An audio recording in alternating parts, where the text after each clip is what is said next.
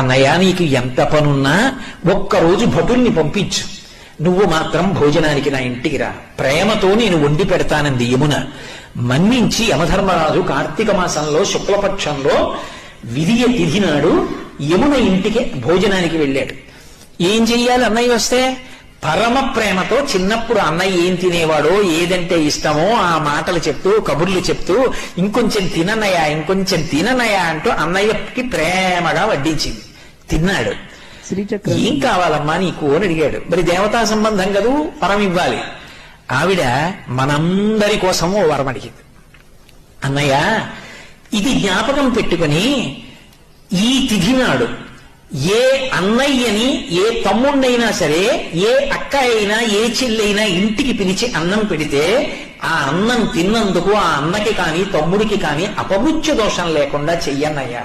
కాదమ్మా నీ